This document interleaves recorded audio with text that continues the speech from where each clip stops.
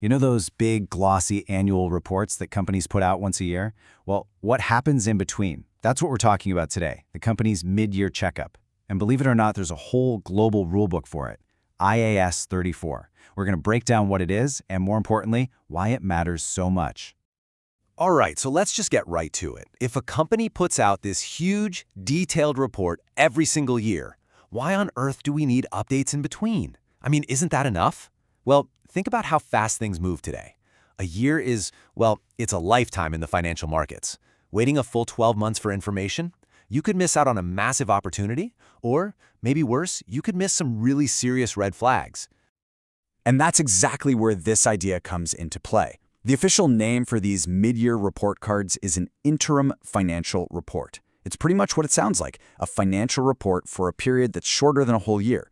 So we're talking quarterly or maybe half-yearly. It's designed to give us a quick snapshot of how things are going. Okay, but you can imagine the chaos if every company just made up its own rules for these updates, right? It would be impossible to compare anything. That's why we have something called International Accounting Standard 34, or IAS 34 for short. This is the global rulebook. It lays out the bare minimum of what has to be in these reports so that they're consistent and, actually reliable, whether the company is in New York, London, or Tokyo. So what's the big idea here? What's the goal? Well, it's all about timely information. The standard itself puts it really clearly. The whole point is to give investors, creditors, and pretty much anyone else a better shot at understanding what a company can do, its ability to generate earnings and cash flows. It's about giving the people who need it the right information at the right time so they can see if the company is actually making money and has cash coming in the door. Now here's a key detail. The accounting standard itself, IAS 34, doesn't actually say every company must do this. Instead, it's usually the stock exchanges and the financial regulators who step in and say, hey, if you want your shares to be traded publicly on our exchange, you have to provide these interim reports. So for pretty much any public company you can think of, this is not optional. It's a requirement. All right, so we get why these reports are a thing, but what's actually in them? Let's peel back the layers. A company basically has two choices here. They could issue a full-blown, complete set of financial statements, just like they do at the end of the year. But that's a ton of work and it's pretty rare. The much more common path, and the minimum you have to do under IAS 34, is to issue condensed statements. Think of it as the highlight reel, not the full movie. The point isn't to repeat everything from the annual report, it's to give an update, to focus on what's new, what's changed, and what's important right now. So what does that highlight reel have to include? Well, IAS 34 says there are 5 minimum parts. You've got a condensed statement of financial performance, did they make a profit? Then a condensed statement of financial position, what do they own and what do they owe? You also get a condensed statement of changes in equity, which tracks the value of the owner's stake, plus a condensed statement of cash flows. Super important. It shows where the cash is actually coming from and going to. And finally, and this is crucial, selected explanatory notes to explain what the heck all those numbers actually mean. Okay.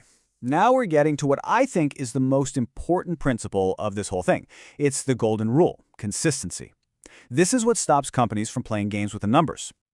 There's a quote directly from the standard, paragraph 28, that says it all. The frequency of an entity's reporting shall not affect the measurement of its annual results. In other words, you can't just change how you measure things quarter to quarter to make your results look better. A quarter isn't its own little island. It's just one piece of the bigger, full year. And this golden rule really boils down to two simple things. First, you have to use the exact same accounting policies that you use in your big annual report. No funny business, no creative accounting just for one quarter. And second, you measure everything on a year-to-date basis. This is key. It means that the second quarter report includes everything from the first quarter plus the new stuff. It all adds up because it's all part of the same single year. Here's a super simple way to think about it. Imagine a company that only sells ice cream on the beach. Obviously, they make almost all their money in the summer. Well, IAS 34 says they have to report all that massive revenue in the summer quarter's report. What they can't do is smooth it out, artificially spread that income across the fall and winter quarters to make the business look more stable than it is. You get to see the real picture, seasonality and all. Okay, so the numbers are one thing, but an interim report has another really critical job. Disclosing big changes. It has to tell us about any major events that have happened. Think of it this way. The report's job is to bridge the gap in our knowledge since the last big annual report was published. It needs to explain any, well, significant events and transactions that could change how you think about the company's health and future. So, what counts as significant? Well, here's a perfect one. Let's say a company buys a huge new headquarters or sells off a major factory. That's a massive deal, right? It totally changes what the company owns and its potential to make money in the future. Investors definitely need to know about that, and not a year later. How about this one? Major litigation settlements. Imagine a company has been tangled up in a giant lawsuit for years. If they suddenly settle it, whether that means paying out a ton of cash or receiving a big settlement, that can have a huge, immediate impact on their finances. That's exactly the kind of thing that has to be in the report. And here's a really critical one. Any loan defaults. If a company can't make its loan payments or breaks the rules of its loan agreements, that is a massive red flag about its financial health. This is the kind of stuff you absolutely need to know now, not 12 months from now. It's designed to prevent those awful year-end surprises. Okay, we've gone through the why, the what, and the how of these reports. So let's just step back and put it all together. Why does this report and this whole set of rules actually matter? I mean, with all these details and requirements, what is the big takeaway here? What does IAS 34 really give us? Well, it really comes down to 4 huge benefits. First, it creates clarity. You get to understand how a company is really doing throughout the year. Second, it builds confidence. You can actually make decisions based on timely and reliable data. Third, it gives us comparability. Because the rules are consistent, you can compare this quarter to the last quarter or to the same quarter last year. And finally, maybe the biggest one of all, it forces transparency. It prevents companies from hiding bad news and hoping nobody notices until the annual report comes out. So in the end, you see, IAS 34 isn't just some boring accounting rule for accountants. It's a cornerstone of a healthy, transparent financial market.